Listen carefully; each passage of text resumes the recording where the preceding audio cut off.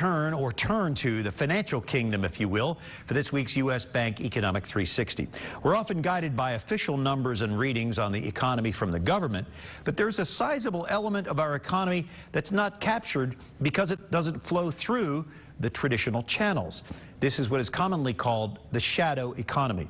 What is it? Well, we have some perspective on this underground and fascinating activity from U.S. Bank senior equity strategist Jim Russell. Jim, good to have you with us. Good morning, sir. What is this shadow economy and what kind of an impact does it have on the overall economy? Brian, it's a good question. You know, in terms of description, we were amazed about, number one, how big it is, and secondly, how fast it's growing. We'll have some detail on that in just a second. But what it is this is a segment of the population that works in legitimate business practices, not the illegal economy whatsoever, but not on official payrolls. What you can see is that it has doubled in size since 2009 to $2 trillion, or approximately 1/8 of the size of our entire economy. Secondly, it's equal to about 12.6% of GDP in the United States, which we find to be an enormous size. So it's probably increased in size because of the financial crisis.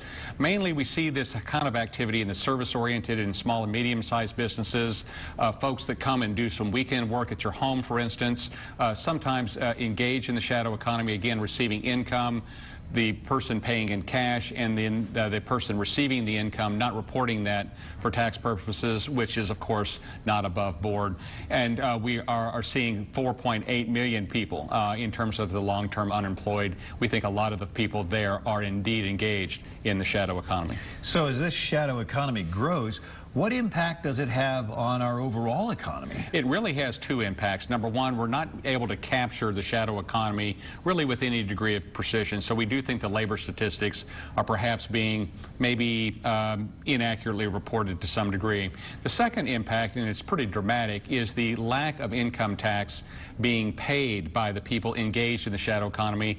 By one estimate, it's about $500 billion. That's a lot. A year, right. And it is. And it's 13.5% of the entire personal income tax paid by Americans in any given year. So, again, we're amazed by the size of this and just how much activity is going on underneath the surface. You did say 500 billion with a B. year. Yes, wow. sir. Okay, so if this continues to grow, what impact do you think it will have, and what do you think is a benefit of this shadow economy, if there is one? We do think that there is a benefit to the general economy. We're not advocating or endorsing the shadow economy or activity in that in any way, but just to be clear, the retail sales numbers have been persistently stronger than we would have thought. Just last week, last Thursday, retail sales were reported up on a same-store sales basis, up 5.9%, at a time where unemployment remains pretty high, 7.6% nationally, and we think that, frankly, a lot of the retail sales activity is being driven by the cash economy, and that is, again, people not on legitimate payrolls taking income in cash that's not being reported.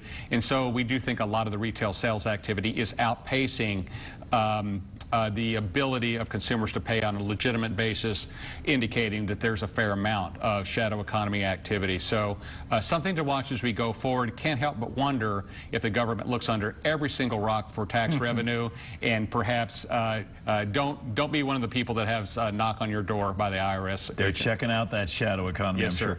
Very interesting. I hadn't thought much about it until you brought it up. Thank you. We appreciate you and U.S. Bank. Thank Jim. you, sir.